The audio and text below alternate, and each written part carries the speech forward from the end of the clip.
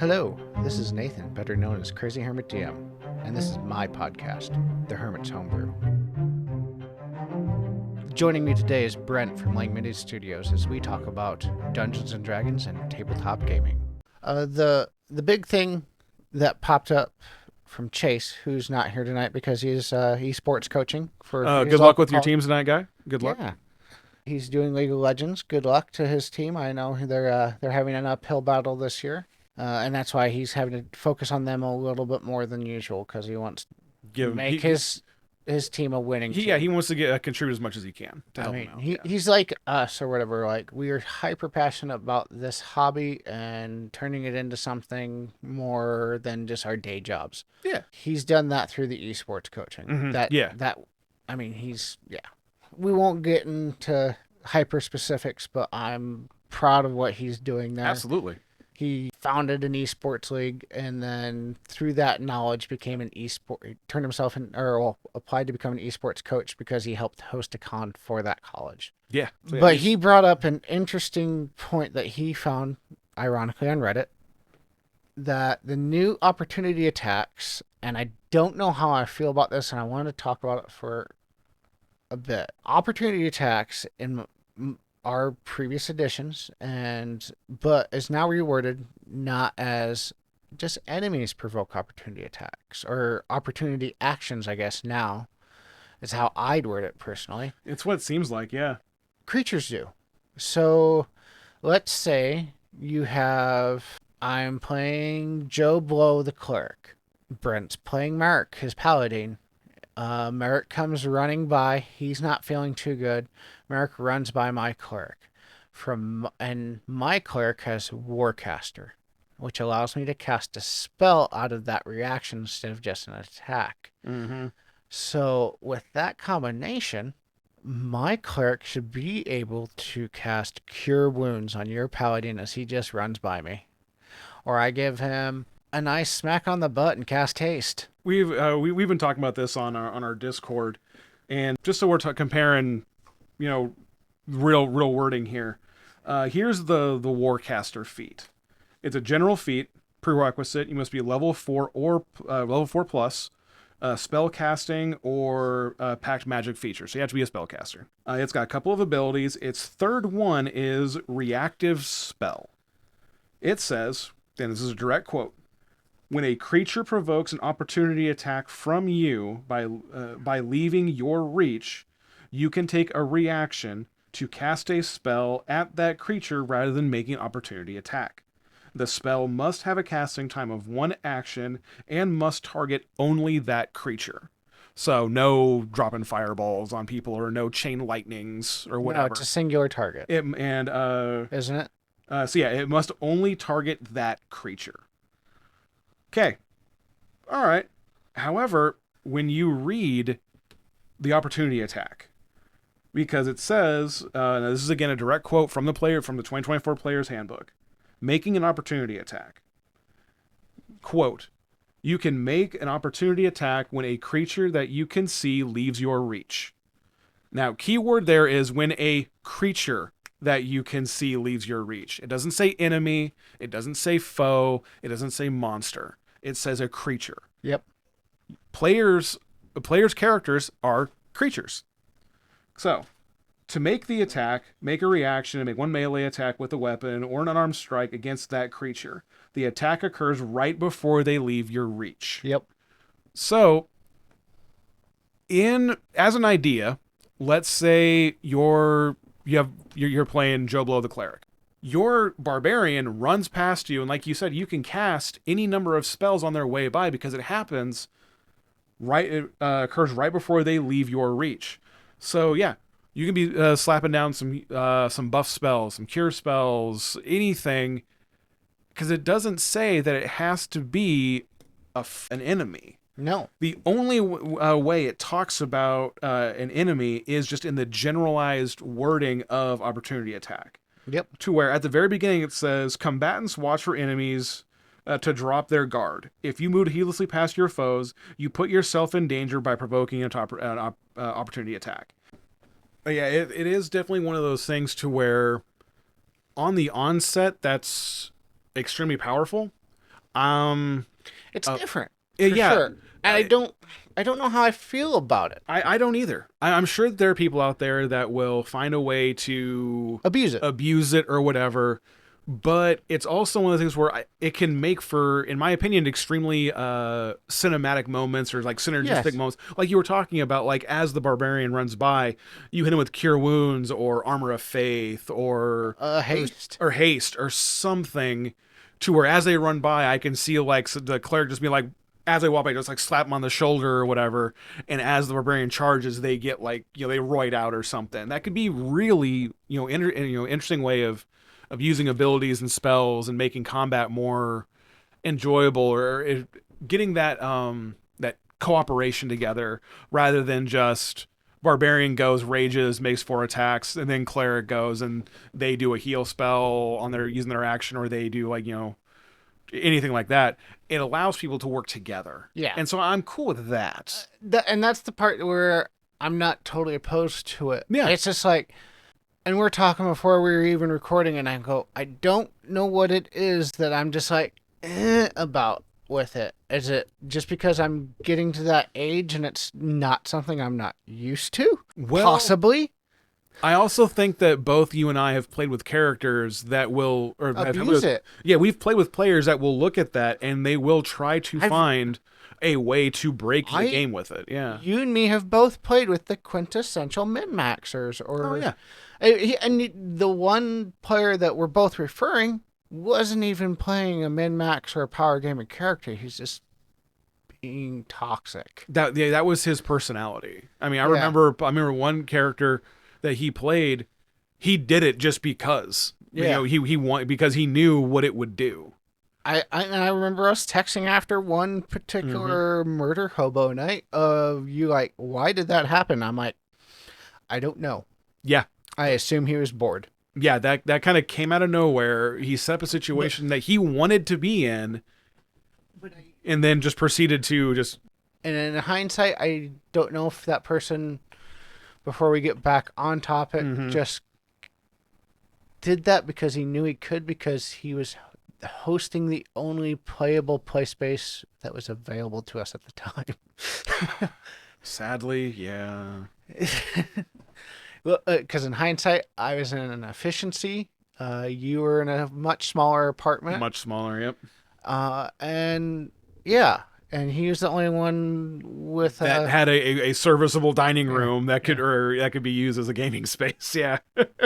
I think that's kind of one of the things that we have to be mindful of, is that our previous moral injuries, let's put it that way, of of the game do crop up to where we read that and go, ooh. I ain't gonna deny it. That's the reason why I like playing a more grittier setting, is because of those players. Yeah. That I've run into. They've affected the way I play, to where it helps weed out me not wanting to play with those type of players anymore. Yeah. I don't really feel we play with... No, I mean, Chase talks about like taking combos and all that sort of stuff. Yeah, he likes the tactical side of it. But he also...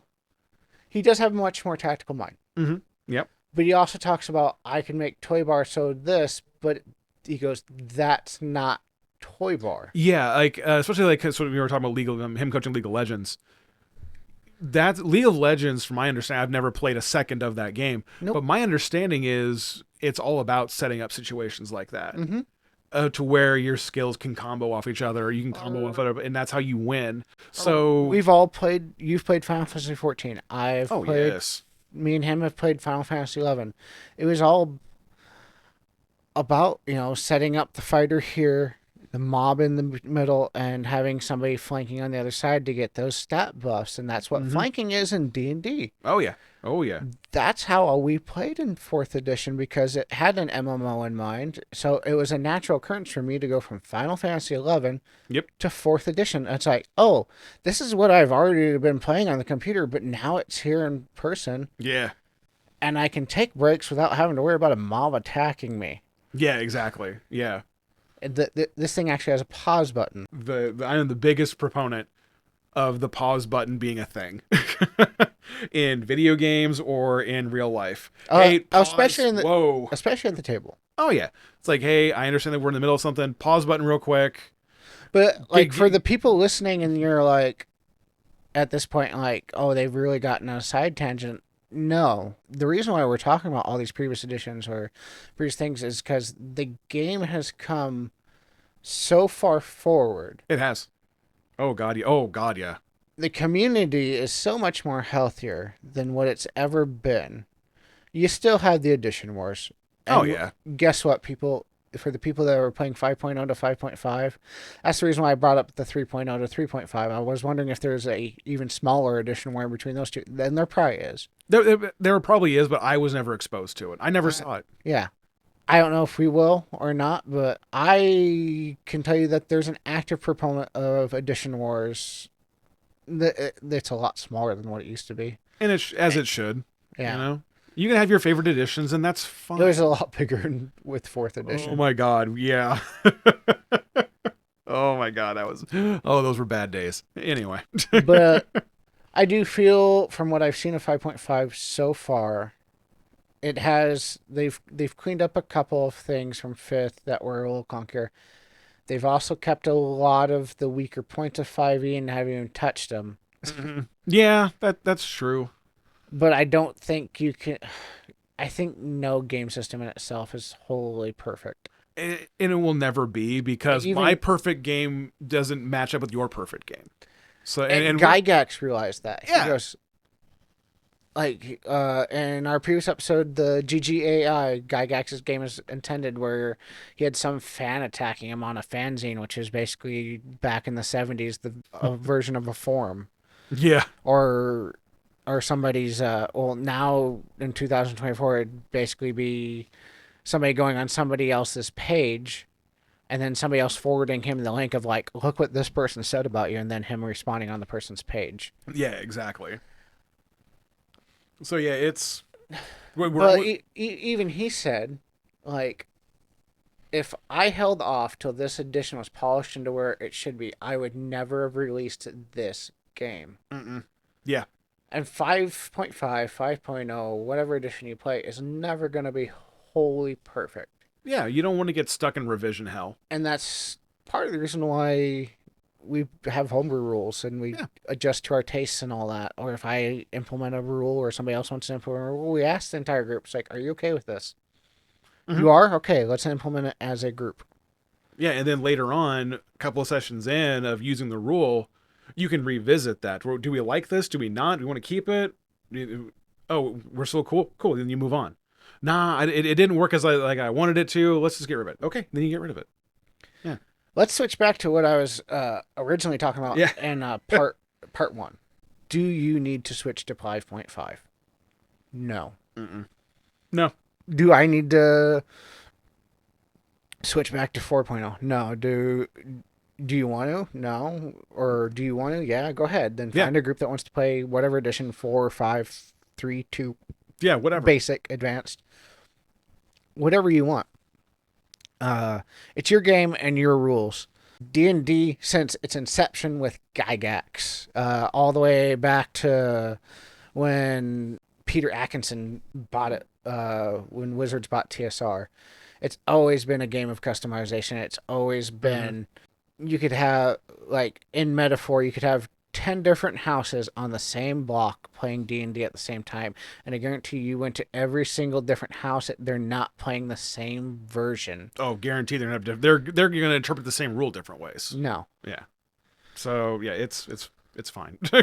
Play what you want. I mean, I've gotten into debates with people on my own Instagram page with how, like, oh, they did this or that. Or somebody, I even got into one last week. Somebody was talking about how they stored some live animal in a bag of holding for X amount of time. And then it would have died because it suffocated. And that is exactly what somebody else came up and said. Like, hey, that creature's dead. You kept him in there a week.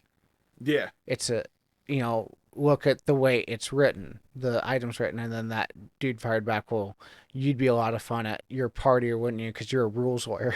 And I'm just like, came back. I do not interpret him as a rules lawyer. I'm interpreting as he is playing the way the item is intended to be played. Yeah. As it is written in the book. Rules as written, rules as intended. Yeah. And the way 99% of the people play. Yeah. Did you play it wrong? No. Yeah, as long as the DM goes, hey, the bag of holding, if you put something in there, it goes into stasis. Yeah. Okay, cool. And then you hand wave it away, and then you move on. If you read the way if you read the way the item reads, I don't know if it's in 5th edition, but I know in previous editions it says like 50 cubic feet. Yeah, there is a finite amount. If you go to your local hardware store or anything like that, go look up a 50-foot cubic deep freeze. That is what a bag of holding is. It's not that big. It's not that big, yeah. It ain't gonna hold a room's full of items in it. No. Yeah, 50 cubic feet, it sounds big, but it's really not. No, it's a small deep freeze fridge. Yeah, exactly. But the same, getting back to the original point, it's your game, it's your rules. Yeah. Play how you want to play. You want to play 5.0, then play 5.0. If you like things from 5.5 and you want to adapt them to your game, then do so. Yep. I encourage that. Actively. Steal it. To your heart's content. Every single one of these podcast episodes that we've gone into, there's at least one point where me or Brent or Chase are talking about things, or like Brent mentions how he likes that the fact that I am the DM that actively goes to previous editions or actual different TTRPG systems and finds things that I like to Frankenstein into our game. Oh yeah, absolutely. Yeah, when I run my campaign, I'm pretty much convinced we're gonna run Tales of the Valiant. Yeah. However, Tove wants to play a Goliath. Okay. But she wants to use the 5.5 rules for the Goliath race. I'm going to let her do that. Yeah. So that's fine. And I'm going to extend that same courtesy, because we're having session 0. I'm going to send that to everybody. And for the people that like mechanics, and I already know, explain to people why, because I already actually know why she's choosing that.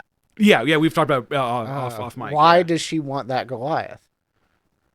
Well, in 5.5, the way they do Goliath is you now have a giant ancestry. Mm-hmm. And you pick what type of giant, either hill or fire or stone, storm, whatever. And we run a Nordic setting. Yeah, and we run a Nordic setting. So which giants, dragons, and rune magic are divine are the big 3. Yeah. So there are it's divine nature and arcane still, but in different ways. But the primal. Yeah, the primeval races and stuff like that came first. So she wants to play a stone giant Goliath. Ooh. Which in 5.5 each lineage of giant gets a special ability. And they're generally like once per short rest, once per long rest situations. There's one to where the stone giant, once per day, as a reaction to getting hit by an attack, you can roll I think it's D12. And you can reduce that attack's damage by that much. That's crazy. Mm-hmm. That's crazy powerful. Fire giants, once per day, you can add that as fire damage to one of your attacks. Yep. Stuff like that. Also later on, it scales, you can actually change your size to where you can channel into your giant ancestry to become I believe it's large. It may be huge. I'm not sure on that one. I need to double check. But you can change your size category. So that's she's gonna Hulk out, literally just poof. And then and the way I see hill giants, because I do have a couple of the minis in one of these totes behind me, because I've been organizing my minis in my game room. They're tall, hairless beings and all that, canonically, in at least the realms and all that. Like you're talking stone giant. You said hill. You said he Did I said say- oh yeah, you said hell. hill giants are the big gluttonous. Yeah, the hill giants are Sorry, stone giants. Stone giants, yeah, they're big. Stone tall, giants, in yeah. my mind, like they look like the alpha race or the original alien, or no, Prometheus. Prometheus, yeah, Big, tall, yeah, bald people, basically. yeah. But yeah, they're the ones from Prometheus. Yeah, I forgot what that race is called. I don't know. But yeah, I just call it the alpha race. Yeah, they're albino pretty much. But yeah, hill giants just have slate Gray skin. skin, Yeah, yeah, slate skin instead of albino, and yeah, then you're good. So yeah, she wants to do that, and I've been looking at it. I'm like, yeah, that's not game breaking at all. I'd be interested to see if she like goes with the basically the bald woman. She is not, because in 5th edition, Oh, they show him with hair. or in 5.5, Goliaths have hair. Oh. Goliaths have hair now. Goliath had hair before it, depending upon what illiteration, but yeah, very stereotypically they showed. I him know. bald. In Critical Role, Grog had a magic beard. Yeah. And it was to make him grow facial In hair, our very otherwise he first couldn't. campaign Yeah. with your gunslinger and Yvette, we had a Goliath who had the same thing. Yeah. Mhm. And then it got burnt off. And then it got burnt Out, exactly. just like Grog. Actually. Just like Grog's, yeah, actually, now that we're thinking about it. Huh. So yeah, he also had a what and then he got it back, and then we also had what's called a bag of mushrooms, which was an item that the bag of mushrooms is a homebrew item. I can't even remember where I found it online, but I've taken it, tweaked it a little bit to make it my own, but it is a thing that magically appears in every campaign I run. There's a couple of things that always appear, and that is one of the things. But he drew one out of this D100 list of mushrooms, and it says your hair grows twice as long than what it is. So his magic beard became a ZZ Top beard for a while until he, I think, trimmed it or something happened to it. Yeah, and the player that played it, he was the stereotypical, brawny white guy with the beard, but kind of like myself, but he's a lot taller and broader. yeah. But I'm gonna you remind me of that bag of mushrooms. I'm definitely gonna put that in my campaign because Vic wants to play a Circle of Spores druid. Mm-hmm. That class or that subclass does not exist in Tales of the Valiant. At least Yet. It could be by However, next late winter. Yeah, exactly. However, Tales of the Valiant Kobold Press has released a conversion guide, Which you and me will be working which on. we will be working over the winter extensively, because I do not want to hinder anyone in their ideas. and that Yeah. and that brings back what I'm bringing up, Tove, bringing up the Vicky and Rama wanting to play that sports. You borrow from different things to make your game work. It is your game, so borrow from 5.5. Yeah. The game works for you. You don't work for the game. Make the game do what you want it to do. And 5.5, from what I see, is very 5.0 compatible. So you can, extremely. You can go back and forth, or you can play that 5.5 class Yeah. with a bunch of 5.0s. You could be the only 5.5 class or race in the thing, and libraries playing 5.5. Well, that's what They might tease you a bit. Oh, you're a 0.5, but ooh, yeah, look at you if having you the are biggest. not playing with friends that give you a little bit of friendly shit, you are not in the right type of group. Because there are people that obviously will be, friendly, and then there are people that will be friendly. Yeah, exactly. There's people that I've worked with that people will look at me like, how can you say that to them? Like, that's the relationship we have. Hey, tabletop gamers. Thank you for watching this episode of the Hermit's Homebrew. We come out with new episodes every Wednesday. Remember to like, subscribe, and share with your friends as we continue to level up and grow.